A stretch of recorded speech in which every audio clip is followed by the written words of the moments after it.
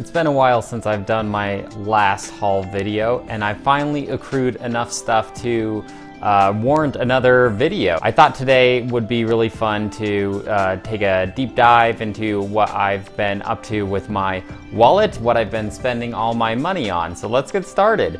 So I actually got this amiibo back when I got my new mechanical keyboard. I just picked it up at Best Buy. It was $2 off, so $13.99 instead of $15.99. I couldn't resist. I really like how the pot is textured. It just really has that like a ceramic look to it. I kind of wish that his feet were showing at the bottom, because you know in Super Smash Brothers he does his little run. You can see his little feet underneath his pot, but I don't know how you would pull that off and still make it look good, so I'm pretty happy with it. Back when they announced this amiibo, they were showing it off and they're like, look at his curved form, such an excellent form, and that kind of became a meme online, but I gotta admit, he has a good curved form.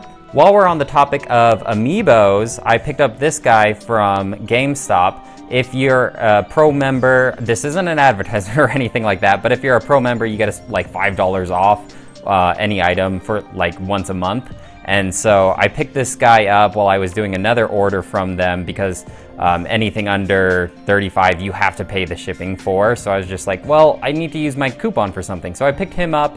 He's originally 10. I got him for $5 with that $5 coupon off. I'll just do a little opening of him. I don't really have any use in game for him, because like I think the only use you have with Animal Crossing New Horizons is you get to take pictures with him at Harvey's Island. But like, I don't care about that.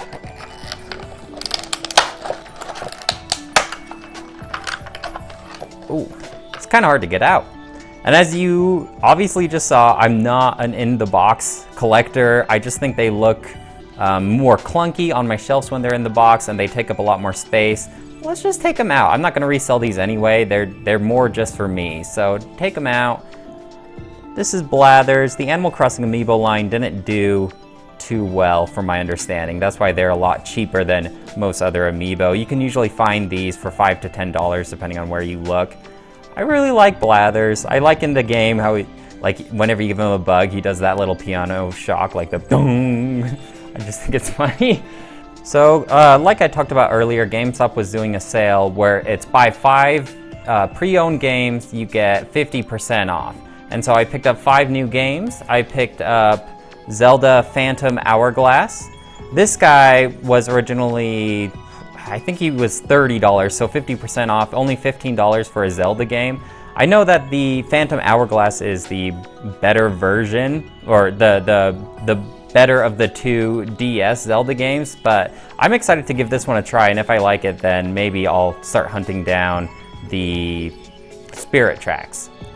But I'm pretty excited to dive into this one. I've never played this one, and I've played most Zelda games. Along with the DS line, I got Kirby Squeak Squad, and as you know, I really didn't like Kirby Mass Attack for the DS, but I think, like, I believe this is a more traditional Kirby game, like a more traditional 2D platforming game instead of just throwing the Kirbys, or at least I can only hope so.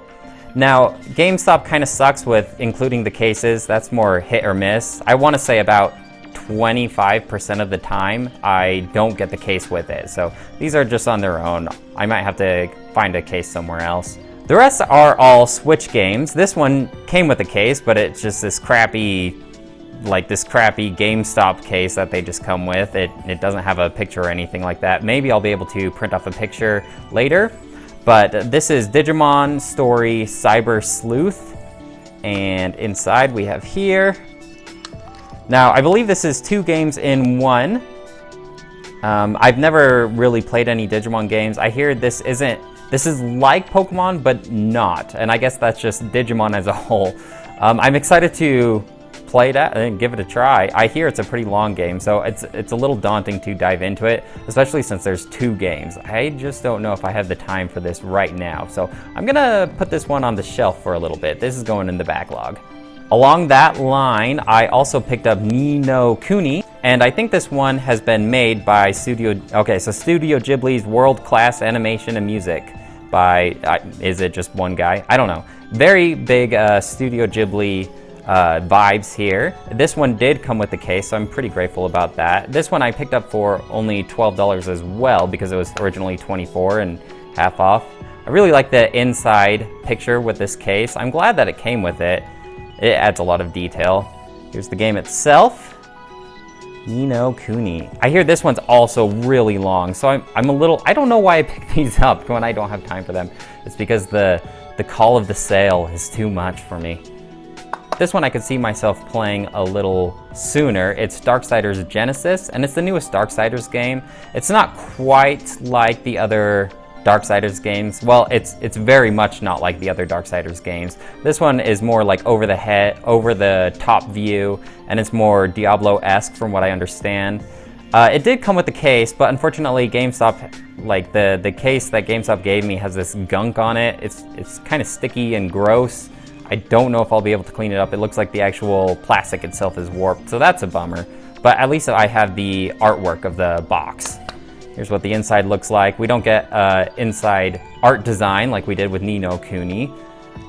But here's the game. I'm excited to try this one out. It just seems like a fun, get in there, put in a good 20 hours into it and call it a day.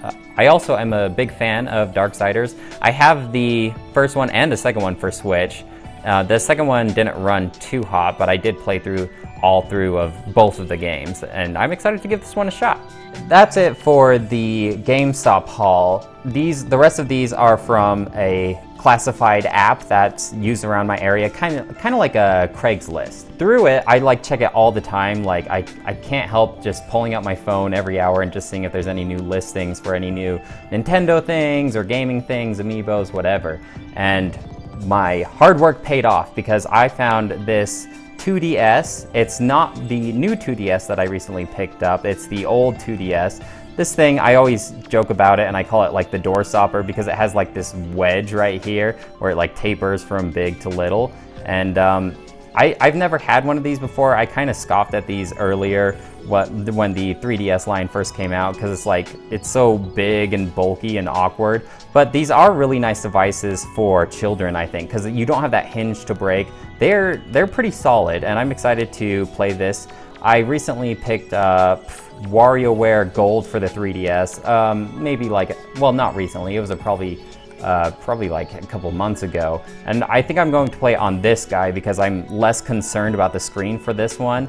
I picked it up for only $25, so it was a steal. It also has Mario Brothers Deluxe on it, and I've never played through that one before either, so I'm pretty ecstatic about this, to be honest, especially for the price. Part of these classifieds ads, I found a deal for like a bundle, and I was able to, usually if you are looking at the classifieds, you're able to ask them for multiple things and they'll knock down the price a little bit. And so I was able to bundle quite a lot of things from this seller. It was just a kid who was going to college, and I don't think he had time for this Switch stuff anymore. So first things first, he gave me this Pikachu Switch case. It's not necessarily anything that I'm too interested in. I am pretty happy with my current Switch case. This one seems pretty bulky, but it's a lot sturdier than my other Switch case. So I think I might use this on like road trips or something like that. There's a lot more room in it for a lot more games. My other one is it's more thin and like cardboard-like texture. It's more for like taking quickly on the go, like while you're just going out for the day or something. But this will be like my road trip case. Alongside with that, I was able to bundle these two games. He didn't have the cases for these ones, unfortunately, but he gave me this nice Switch case for the games. It only holds 4 Switch games, so I don't see myself using it very often. But with it, he gave me Pokemon Sword and Pokemon Eevee. And I'm pretty excited about these because I never played either one of these Pokemon games. I was kind of more team Pokemon Shield because I usually like to get the version that most people don't like to get.